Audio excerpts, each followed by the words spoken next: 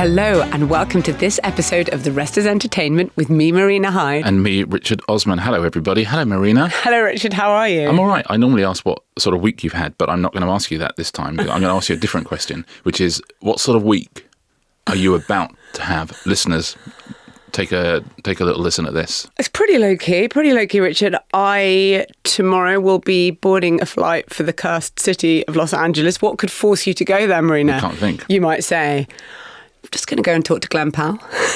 Holy moly. I mean, friend of the podcast doesn't do him justice. I don't think he knows he's a friend of the podcast, and I'm not doing it. He's about to. By the way, I'm doing this for an interview for The Guardian. Don't worry, when it comes out, you will have every cough and spit. But that's what I'm doing this week. By the way, if anyone has any questions, I mean, we're not really legally allowed to do it, but send them in to therestosentertainment.com, and you never know, Marina might be able to slip one of those in. I might well do. Can you match it, Richard? Are you doing anything on that scale of like gravitas perhaps this week? We're still waiting. I mean, it really depends that the M&S in Chiswick, as you know, is being extended, and they said it was going to be reopening in September. So is that going to happen this week? I walked past it the other day. It doesn't look like it is. Can they get it over the line? So, listen, again, if you've got any questions for the team behind the M&S extension in Chiswick, restisentertainment.com. So it's either Glenn Powell or M&S. Yeah, could you put it in the subject line in case we muddle them up? Can I just say, though, and listen, I know you would never admit to this, the only reason you're going is because of the podcast and because of our love for Glenn Powell.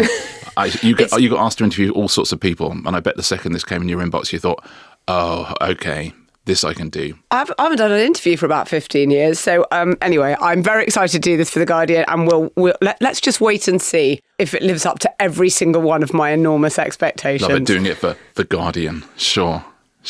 I am, Richard. That's where it's going to appear. Contractually. But of course, we will discuss it further when the time comes.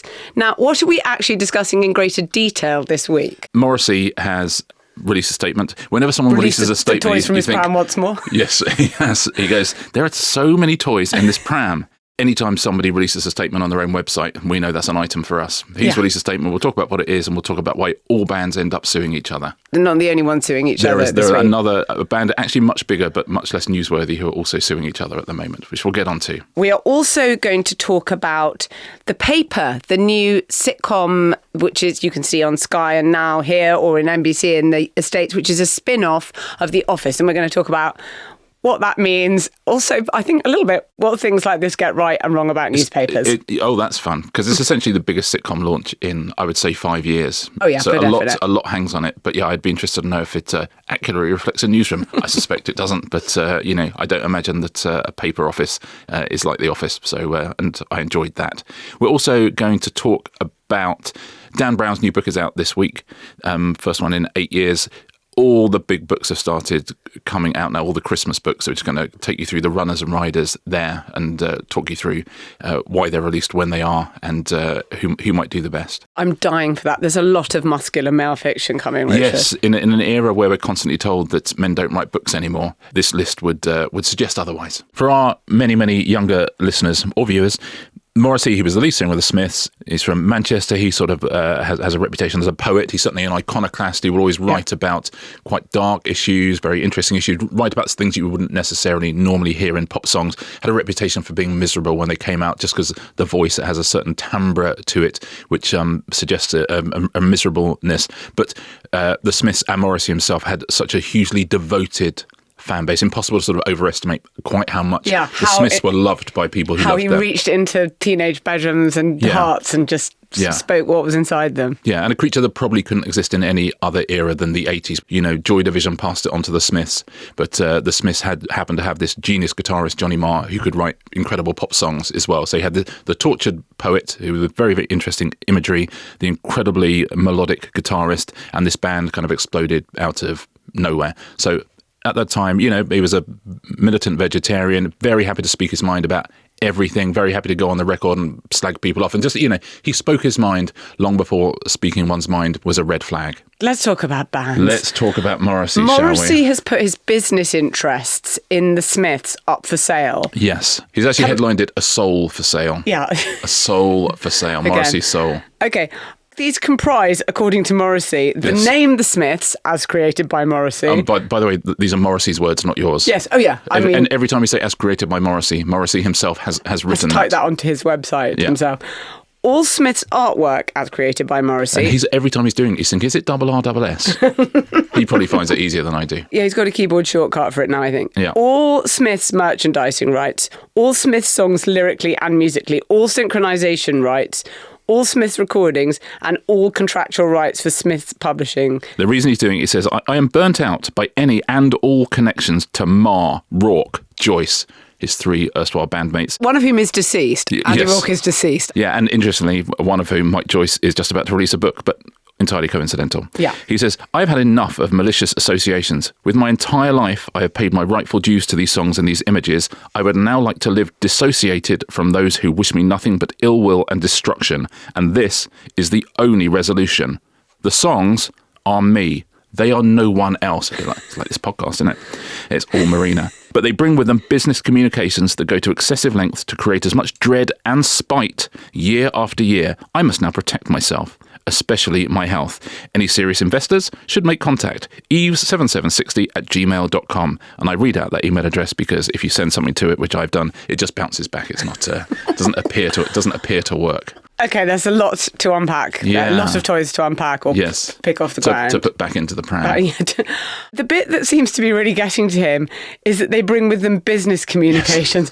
I mean, the admin of artistry does make me laugh a lot. I mean, it's really interesting. Actually, a lot of people much further down the tree who've never had anything approaching the success the Smiths have had say, you're in a band because you love making music and you love performing and you love all of those things, but just a huge amount is spent getting from A to B, booking venues, dealing with the admin, just dealing with the admin.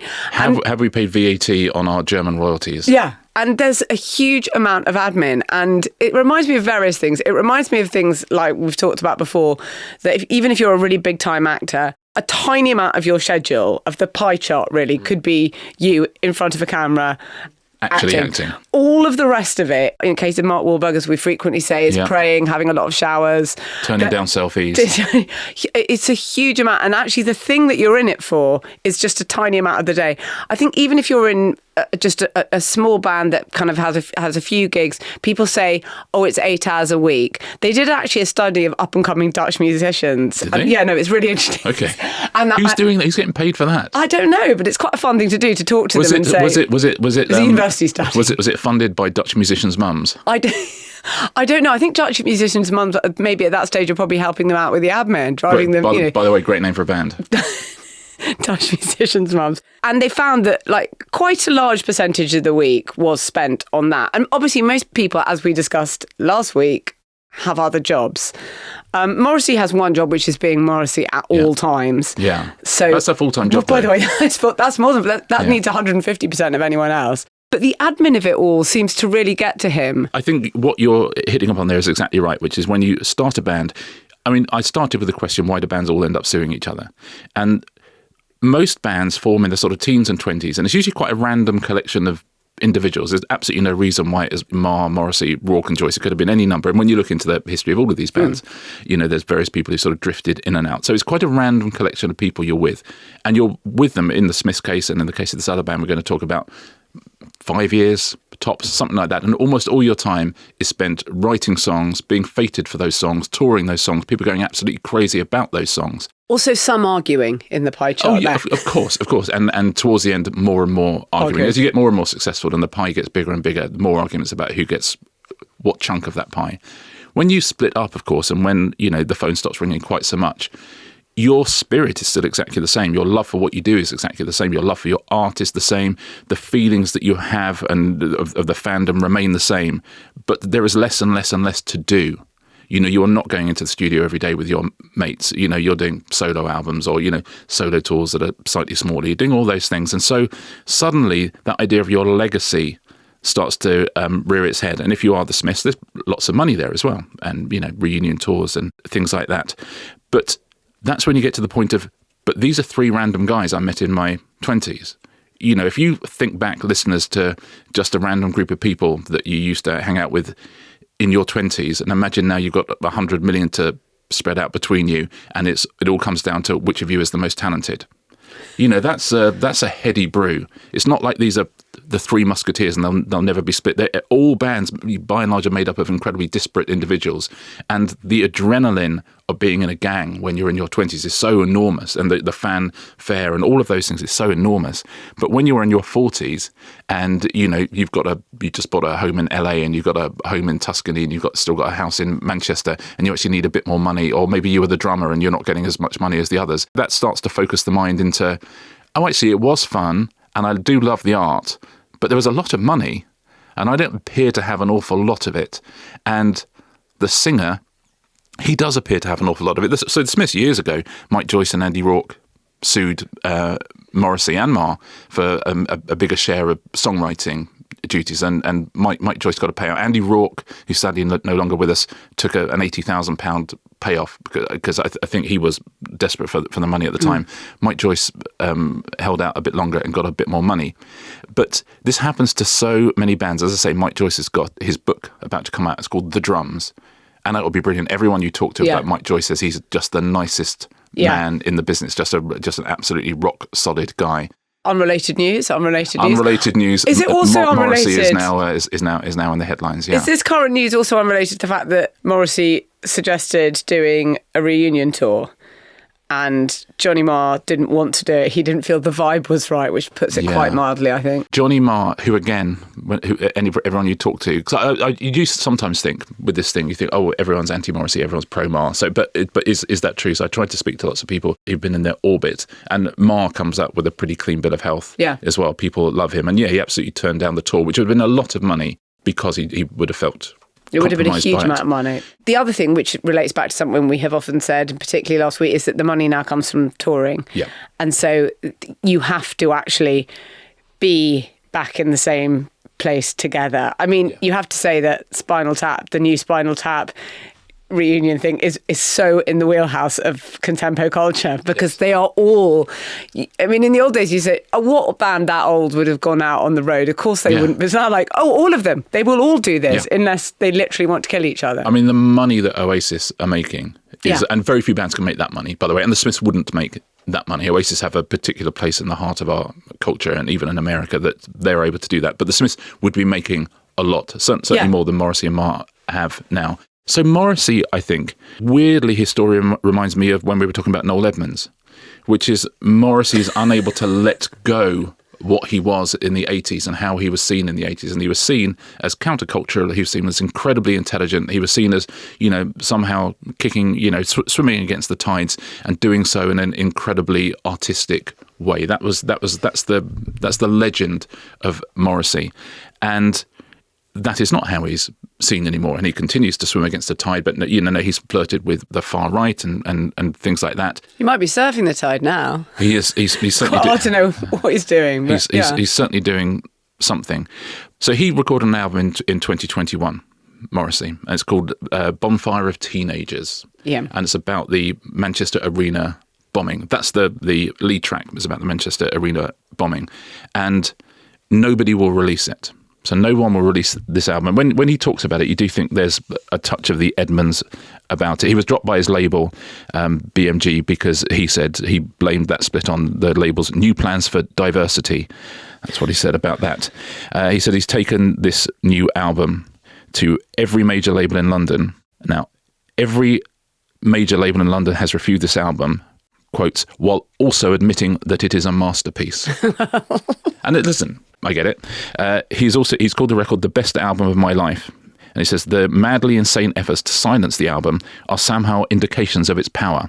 Otherwise, who would bother to get so overheated about an inconspicuous recluse? So that's what he's saying about this.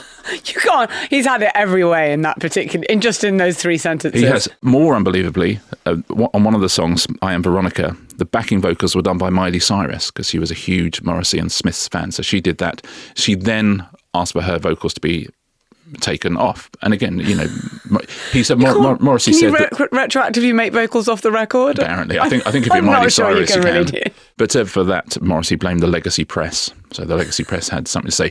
But So listen, we've heard that playbook played many, many, many times before. But the reason he really reminds me of Noel Edmonds is if you listen to the songs from this album, if you listen to Bonfire of Teenagers, it's one of the best things he's done in his career.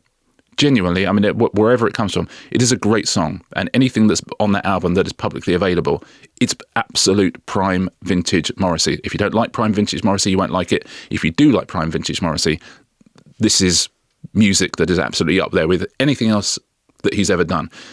Interesting, intriguing, agree or disagree.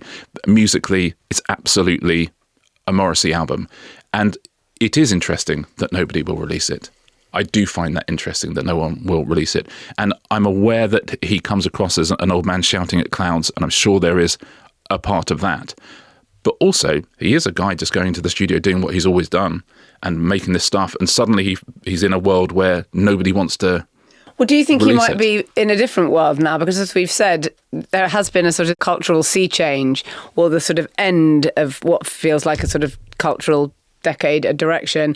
Is Morrissey now not more likely to get a hearing? Certainly, there is a fandom out there for him, and if he wanted to, it's perfectly possible to self-release these things, and there's money in that. But I think what Morrissey wants is to be significant.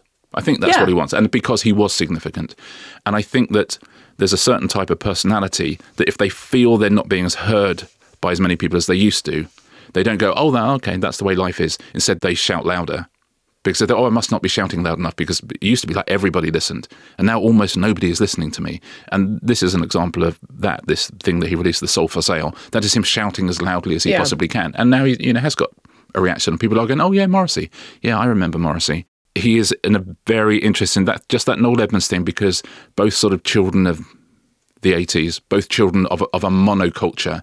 The Smiths. I can't believe this is the first time I've heard them yoked together. I really can't, Richard. Edmonds and Morrissey. Yeah. This is my favourite take. But yeah. You know what I mean. I get it. You know what I mean. I love it. They are beasts from a different jungle, and now they look around them and go, I don't understand this. I kind of get the kind of primal yell of the thing. But as I say, everyone I speak to, if you talk to them about Ma or Mike Joyce or the late Andy Rourke, have nothing but good things to say about them. And there would have been a lot of money for a reunion tour, and they would have had their reasons for not doing that tour, which we can imagine one way or another.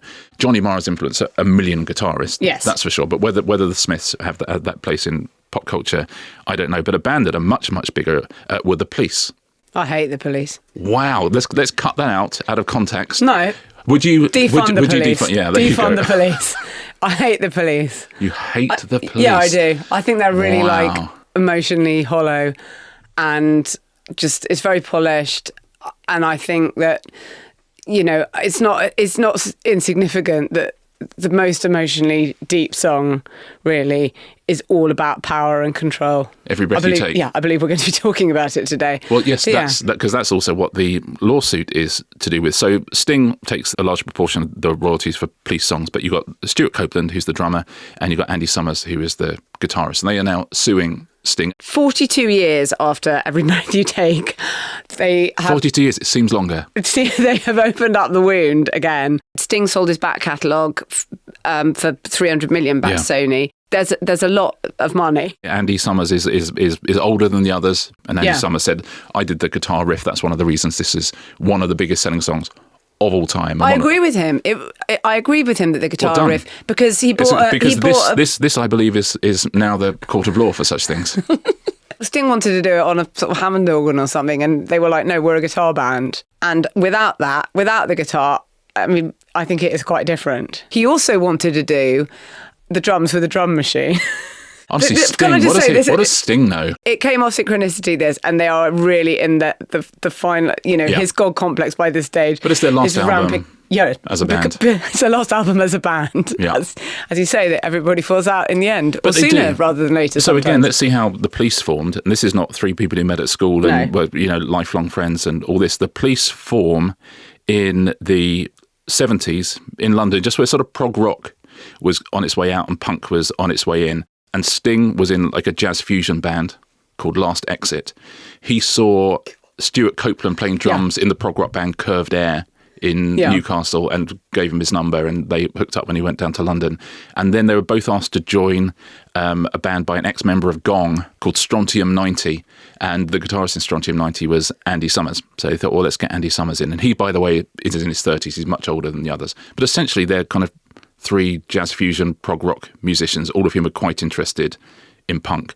And funny enough, when they turn at least up, two of them have a god complex. and when they turn up in the public consciousness, it's with that bleached blonde hair, that short bleached blonde hair, and sort of punk look. And that is entirely due to a Wrigley's commercial, a chewing gum commercial that Tony Scott was directing, and he needed someone to play a punk band, so they cut their hair short, dyed their hair, and it never aired, this advert, but somewhere there's the three of them with a 6-foot pack of Wrigley's chewing gum being carried around. Styling by Tony Scott. Styling by Tony Scott. So that was the Police. So they are three people from very different places who got together, and I think genuinely, because Sting is an unbelievably great songwriter, became the biggest band in the world. By 1993, Rolling Stone is saying this is the biggest band in the world. So it's all well and good being the Smiths. This is the biggest band. Even they did one ill-fated reunion tour in 2007, 2008, and in 2008 they have played together.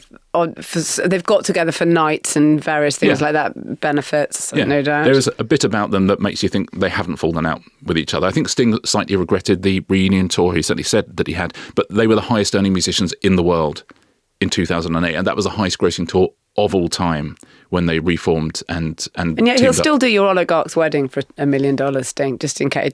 He's yet to answer the question how much money is enough.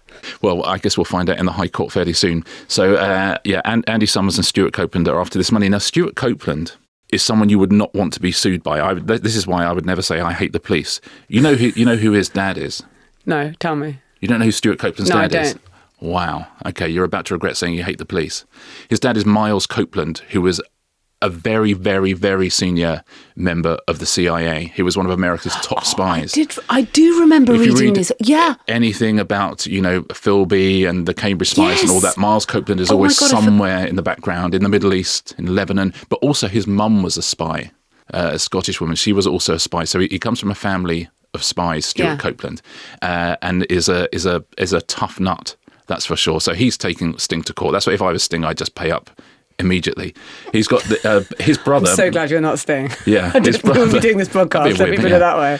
His brother, who is another Miles Copeland, managed the police. Went on to manage Sting for many years as well. Yeah. So this is a band that there shouldn't be all that much acrimony, but there but they found him so controlling that it was beyond. Yeah. Well, he said again, you team up with people in your 20s. You're all musicians and you all have different musicianships. But if you're a creative and you're in a room with three people, all of whom want to be doing their own thing, and it isn't the thing that you want to do, there comes a point where you go, I just have to be me. I have to go and do what it is that I want to do. So actually, if you are controlling, then the only thing to do is become Sting, and leave the band, which is what he did. And he certainly has become Sting, hasn't he? He certainly has. But yeah, it's all really about every breath you take. Almost all of it is about, which it's interesting that it almost telescopes onto one song. And which is one of the very few, we talked about touring being the only place to make money. Every Breath You Take is one of the few songs you can still make money out of. Yeah, because it's streaming, is one of the sort of 10 biggest radio played songs in the history of the world. And of course, with the sample in, the P. Diddy song as well. It was in, when Phyllis gets married in the US office, it's played at her wedding by Kevin's band, which is called Scrantonicity. Oh, yeah. So they're in the High Court at the moment. That's only today's first mention of Dunder Mifflin, by the way. Stuart Copeland's other brother, Andy Copeland, was also worked in the music business, but I think might be the only person in history, this is a sidebar, this is the ultimate sidebar, might be the only person in music history ever to have dated both Marianne Faithfull and Courtney Cox. Ooh. That's an intergenerational that's a Venn diagram, achievement, isn't it just? Yeah. So Morrissey is clearly trying to divert attention from this Mike Joyce book, which will be brilliant, the drums. I mean, even if it doesn't settle scores, which I don't think it will, knowing how mild-mannered he is, but I think it will be an incredibly interesting read. I think so. The police are in the High Court as well, but so many bands end up in court because when they are young, they have the energy and the adrenaline that they're with people who, in an ordinary bit of life, they'd move offices and they wouldn't be friends with in 10 years' time. But they are yoked together forever creatively, and they have people who talk to them about that other person forever creatively. Meanwhile, there is a huge pot of money somewhere which could be somehow sliced up between all of them. There'll always be someone coming along saying, they got a bit too much there, they got a little bit too much. And so I think that's why all bands end up suing each other. If you don't sue your manager, it's much better to have it siphoned away into suing the manager. And like the Rolling Stones have just got that litany of managers who rip them off about 65p. But there's certain people in bands who will always be more of the record keeping persuasion. And well, that's what Jagger's definitely like that. And McCartney, when people say, he sued the Beatles, and he was trying to get rid of Alan Klein, exactly, who was the manager, and that that all seemed to end well for everyone. Journey, the Don't Stop Believing band, they went to court because one of them wouldn't let the other one use the band credit card. Hall & Oates have been in, and there's only two of them, and they've been in court cases forever. And again, because in our popular imagination, those two are like best friends, and but they're just two guys who met each other, and now they've got £500 million to share out between them. And so, what else are you going to do? No one really wants to go back in the studio, so you might as well go into the courtroom. It made me think. I was fortunate. I went to go see Coldplay, and I want to write a pamphlet called "In Defence of Coldplay" because I think they're. I think your pamphleteering ears you're just coming into them. Well, even Chris Martin at the end just said, "Well done for tolerating 2 hours of Coldplay. I think it's a real achievement." Did he? And that's him at Wembley. You think, but again, you talk to people about Coldplay, and nobody has a bad word to say about them. They say everyone who works for them has worked with them forever. They pay their crew properly. There have been charities that have been in trouble that have been bailed out by Coldplay and told, "Do not say a word about this." Everyone. You go see. I mean, there's an awful lot of "We all love each other" and all this at the gig. My favourite line in "We Solve Murders" is actually quite negative about Coldplay, which I feel bad about. which made me laugh. Which made me laugh so much when I read it. Yeah, there's a gangster in St Lucia who's wearing a Coldplay T-shirt, and when someone was asked about shooting him, he said that the Coldplay T-shirt made it easier. So Chris Martin, if you're listening, it was a useful joke, and it's all money.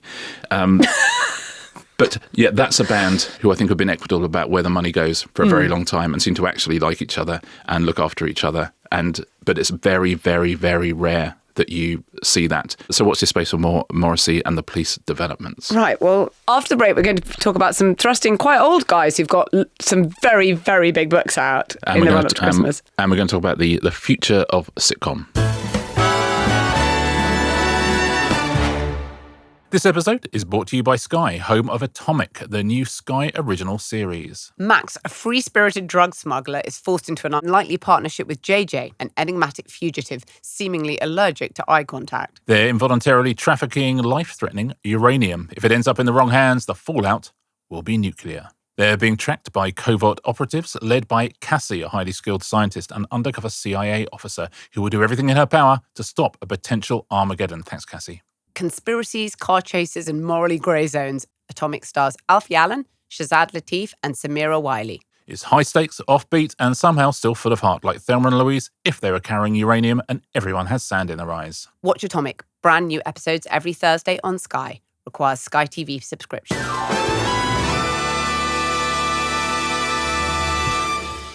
Welcome back, everybody. Marina. The paper has just come out. It is a semi-spin-off of The Office, which means everyone's got incredibly excited about it. Greg Daniels, who's the guy who adapted The Office for American TV, amongst a very, very big team of people, he's behind this as well. There are, well, certainly there's along with Michael Coleman, who's behind Nathan For You, one of the co-creators of Nathan For You. It has one of the stars of The Office in it. There are other slight connections, which we won't say if people have not seen it yet. But because this is seen as the first real spin-off from The Office, there's been a huge bet on this show to be the thing that really revitalizes sitcom in the States. Yeah, it's made by NBC, as The Office was, obviously, and you can see it here on Sky or Now. And it's set in a... We can talk about the premise of it because it came out last week. It came out on Friday, I think, in the UK. And it's set in Toledo, Ohio, and it's set in the offices of the Toledo Truth Teller. Now, which is a newspaper. And they do call newspapers things like that in America. There's like the Cleveland Plain Dealer and stuff like that, isn't it? Yeah. They've got some great names. Anyway, this newspaper is owned by Innovate, a conglomerate that previously bought Dunder Mifflin, but they have other types of paper. They obviously have that, and they also make Loo Paper. That's their much bigger seller, and it's got a very good cast. It's got Domhnall Gleeson, Sabrina Imperatori, who you might remember as the receptionist in White Lotus. Well, the hotel manager in White Lotus, the season 2. It's got our own Tim Key in it. It's got Bemasola Ikamedu, who's brilliant in Black Ops. If people love watching Black Ops, so there's a big British connection to this as well, which is why I think it's a particularly exciting one for us. It's interesting. It definitely says a lot about newspapers, but it also says a lot about comedy. It is so hard to get new comedies off the ground now. I mean, it's that that in many ways, what they've tried to do, as every single person does with film, with anything now, is to do things off existing IP, to sort of, it's in the Office Extended Universe. Yes, the Dunder Mifflin universe. The Dunder Mifflin, DMU. yeah. And it almost feels now that it's so hard to get a new comedy off the ground. And the biggest new sketch show in Britain is the Mitchell and Webb one on Channel 4. And by the way, I'm delighted they're back, but that's the, how else are you getting anything off the ground on terrestrial television if people don't know it already? Yes. Greg Daniels is sort of interested in these institutional stories in lots of ways. And obviously he had The Office, but Parks and Recreation, which was sort of about government and big and small government. That's the other thing I noticed, because I was interested slightly in sort of, I remember what it was like when I first saw The Office, and I remember what it was like when I first saw the US Office, which, by the way, a lot of people were kind of snarky about at the start and didn't think it was good as our one. It became completely amazing. Its own thing, and it is absolutely amazing, and it's a huge part of the fabric of America. I always say to people, if you want to watch the US Office, start at the first episodes of season 2. Yeah. Same with Brooklyn Nine-Nine, funnily enough. If you start with episode 1, season 2, you will never see a bad episode. You will, yes. There are a lot of laugh lines in those first episodes of those shows, and I think it says something about what has slightly happened to comedy, in that a lot of comedy now is what I would call comedy drama. And although there are obvious laugh lines in this, it's and it's come from the same team, and they've got some of the same things, where some of the performers are also in the writers' room in the same way in the original Office. Yeah. BJ Novak, Mindy Kaling, those sort of people were in there. I actually think Toby from HR is in the writers' room with this one. Oh, is he? Yeah. Yeah. I also, it's funny when he's literally just a writer, and whenever he's in the background of any scene, he's a very good actor though. Yeah. Yeah. It's anyway, so I found it sort of interesting. The prize of a big hit sitcom is so enormous now. If you look at any of the streaming data, so that just the shows that are making money forever, The Office is up there, Parks and Recs, Family Guy, just these things that are now going to be watched in perpetuity forever and ever and ever. And if you can be one of the few people who can sneak another new one under the wire so that in 10, 15 years' time you are watched forever and ever and ever, that's the real prize here. There's a huge prize. Well, that's what they want, because they on the day before the series dropped, they greenlit it for a season 2, and they obviously want to kind of prove that old style, I suppose, network. And I love that also. Comedy. Like, by the way, they hadn't immediately decided to do 2 series. Oh, yeah. They're going, do you know what? Just the day before, I'm not sure. I'm absolutely not sure. Do you know what? Maybe we should do it. Look, you know what? It's the day before. Why don't we just wait one day and see what people say? No, do you know what? I'm so confident.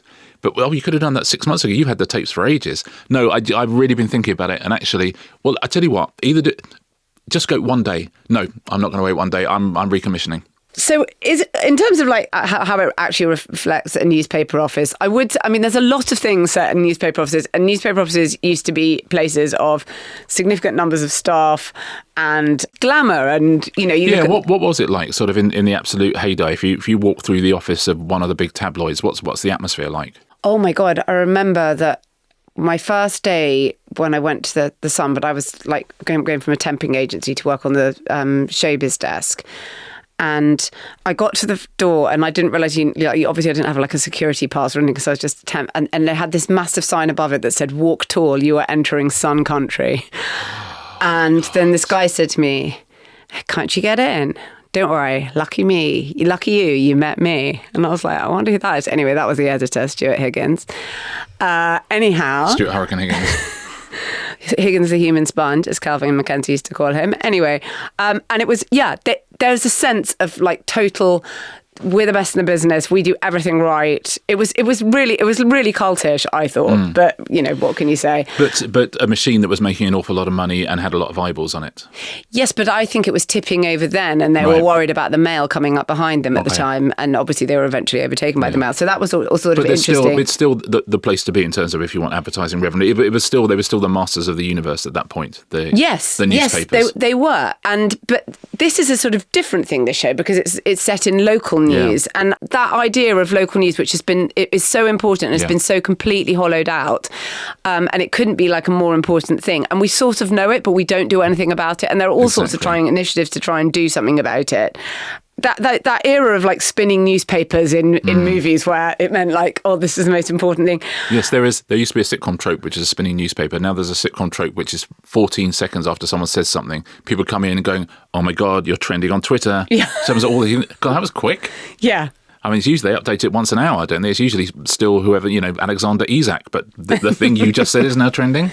It's interesting. I do think that this decay has been happening a lot longer than I remember I had a great friend who eventually came to The Guardian who was older than me. He was a guy called Albert Scardino. Now, he and his wife, Marjorie Scardino, had a little local newspaper. This is what this sort of slightly reminded me of. They had a little local newspaper in Georgia called the Georgia Gazette, and I think it never sold more than 4,000 copies. They had I remember him saying, we had a story once about the mayor, and we thought, oh, it's a bit on his private life. Maybe this isn't quite right. Don't worry. If he's made this mistake, he'll make another. So they left it. And then, of course, anyway, eventually they win a Pulitzer for exposing local corruption, blah, blah. Wow. Marjorie Scardino goes on. She becomes the only woman running a FTSE 100 company. But even that had to shut. Yeah. That shut in like 84. Because they just, you can't get enough eyeballs. And it's very, very difficult in this world. I think it is a good place for a sitcom, but I'm not sure. It's funny. People don't seem to care about journalism in that way, in local journalism, even though they know they should. That journalists are not sympathetic figures. Yeah, I know. I wonder how that happened. God, that's so odd. I mean, journalists are played a lot, and there's something coming up, and The Hack, which is coming up, which is the same team as Mr. Bates versus the Post Office, and David Tennant's going to be Nick Davis, the Guardian journalist who exposed phone hacking. That's written by Jack Thorne. I mean, that's going to be big and splashy. Big. Yeah. By the way, even more. Listen, I'm very excited that David Tennant is in it. I'm more excited that the person playing Rupert Murdoch is Steve Pemberton from Inside Number 9. Come on. And I've just seen the pictures of him. Yeah. And obviously they've aged him up quite a lot. Yeah. But he looks amazing. It's an interesting place to set a show, but it's really interesting to try and get a mega kind of network comedy off the ground nowadays. And we'll have to watch to see how that happens, because they've put so much into this. The Office is the sort of show that people watch in their delivery rooms and watch around the, We're rewatching the whole thing at the moment. It's so good. Yeah. And Oscar from The Office is in this. There is one little, who Ingrid once did an escape room with in LA. She didn't. He's lovely, apparently, and good at escape rooms. Oh, this is great to know. Yeah. But I think if you're a fan of The American Office at all, definitely give this a watch. And I say it's so lovely to have that British connection in there as well. So we all wish it incredibly. I'm listening. There's people out there who make billions out of it. It does well, but we'll all do well out of it if there's a great new sitcom on the block. Absolutely. Books, Richard. Now we're moving into a very busy, swashbuckling season, correct? Yes, more than usual, in fact. So this is roughly the time when the big Christmas books come out, because you get your first rush of sales in September, and then as Christmas gets nearer, you sell more and more. So these the big beasts all come out in September, and this including year, you. Well, listen. We needn't worry about that. I'm going to talk about everyone else. All these books are about to come out. I think it's the most packed autumn there's been for many, many years. The key thing to do, we've talked before, is everyone avoids each other. So everyone brings their books out on different days. So last week, Robert Galbraith's book came out, The Hallmarked Man. That's the J.K. Rowling's pseudonym with the Cormoran Strike novels. So that is out. It's another 900-page behemoth. So that'll be number one. But this week, in fact today, the new Dan Brown is coming out, The Secret of Secrets, the 6th book in the Robert Langdon series. So what we know as the Da Vinci Code series. It's been 8 years since his last one, so there was an awful lot of hoopla around this book. It will sell very, very well, particularly in the States. I would love. Listen, you must choose weapons advisedly, but I would love to beat him. That would be nice, wouldn't it? Oh, please. But I'm quite a big fan of Dan Brown. I don't know why, but I enjoy reading the books. But The Secret of Secrets is coming out. This one's about consciousness. And a scientist disappears and a manuscript is lost, but it could change the way we think about the brain forever. Does it contain a hot age gap, inappropriate relationship, or do we not yet know? Well, I think Robert Langdon is 8 years older than he was last time. But great. Well, then that could be even bigger, the gap. Yeah, but I think this missing professor, who is a woman, I suspect she hasn't been aged 8 years, but we'll find out, I guess. He says it's by far the most intricately plotted and ambitious of my books yet, and dare I say, the most fun. Oh, okay. Yeah. So that's got to come out around the world today, and particularly in the States. That's going to be huge. But we've talked a lot. There's something in the air about men are not allowed to write books anymore, and and fiction is a female-dominated industry much more than any of the other arts, and that seems to infuriate people because let women have one of them. So the biggest sellers was Sarah J. Maas, Rebecca Yarros, Colleen Hoover. These are the big selling books. But this autumn, pretty much all the big books are men. So we had J.K. Rowling, we've got Dan Brown, Mick Herron has his new Slough House book out on the 11th. That's called Clown Town and is as good as all his others. And by which I mean I love his others as well. Yeah, he's absolutely brilliant. And I'm doing an event with him, funnily enough, quite soon. We're both talking about our new books. Then Ken Follett is back. Ken Follett is another one of those kind of big beasts. He's got his Stonehenge of male literature. Circle of Days. That's about the building of Stonehenge, right? Yeah. Exactly. Yeah. He's done a lot of research. But his books are always, they're the kind of things they'll keep you going for weeks and weeks and weeks. But again, around the world, Archer, he's there as well. He's got a new one out. So Follett, Archer, Brown, Herron, Philip Pullman has the Rosefield, which is the third book in the Book of Dust series. So that's out as well. So all of these big hitters. There's a new Jack Reacher out in November as well, all on different weekends. There is one new name to join the absolute big hitters, because actually that list is can be fairly unmoving. And the big name that the last couple of years has released books and they've done all right, but is absolutely now in the top tier, is Bob Mortimer. So Bob Mortimer's The Long Shoe, and he is, for all the talk of celebrity novelists, none of them really sell. No. But Bob Mortimer is now in the absolute A-list, and he sells a lot. He sells a lot in hardback, and he sells a lot in paperback. So he now becomes someone you have to avoid as well. So his book, he's in the first two, it'd be like, oh, they're avoiding everyone, and now everyone's avoiding Bob. And his is out on the 9th of October. The Long Shoe, that one's called. So in a world where, as I say, we're asked where have all the male novelists gone.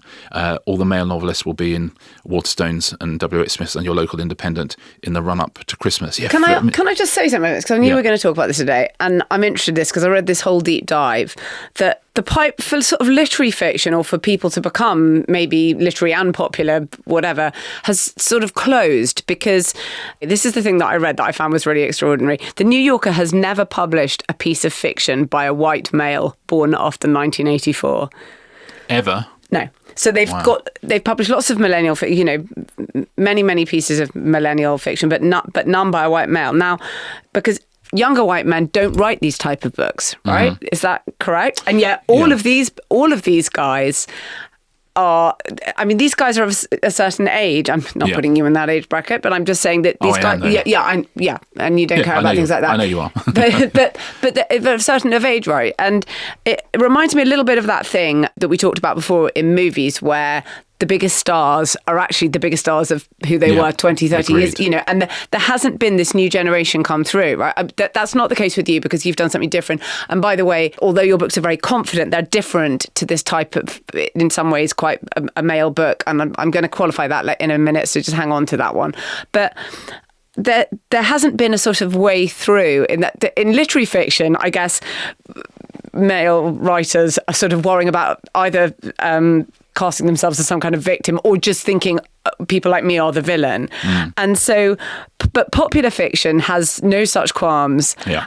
And also not such few sales. So what does that say about the type, that people really want these books? And another thing that I think is interesting is that books by men skew about 50-50 in terms of on the gender readership, so about half and half read by men and women. Books by women skew miles more heavily in favour of women readers, and as maybe women read more, whatever it is, so they've been on the up. But something that I find quite interesting is that there's so little publicly available data in publishing. Why is that?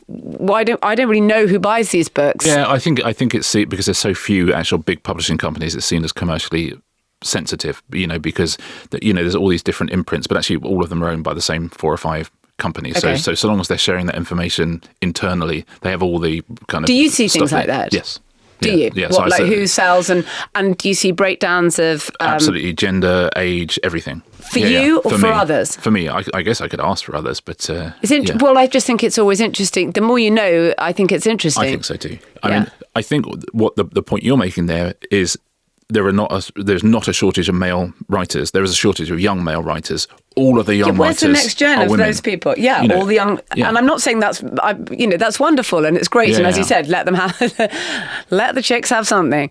You didn't put it like that. I just really want to qualify that. But it's interesting that a generation hasn't come through in that way. I mean, maybe arguably even to some extent in literary fiction, but they haven't come through in that same way, a generation of kind of... Yeah, and I think the interesting thing will be, despite the fact you've got all of these heavy hitters and, the Dan Brown book will have so much money put behind it and all of that kind of stuff. And, probably the biggest selling fiction book leading up to Christmas will be a paperback, which is very, very rare because it's almost always hardbacks. And that's Frida McFadden, who we talked about before, yes. who in October has a new book called The Intruder that's coming out.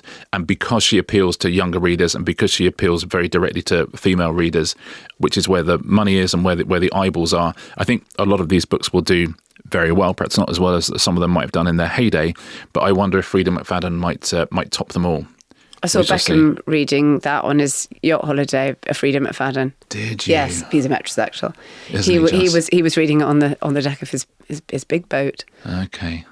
God, she'd be delighted. I'd like, honestly, if he tucked a Thursday Murder Club under his arm, I'd be like, you know what?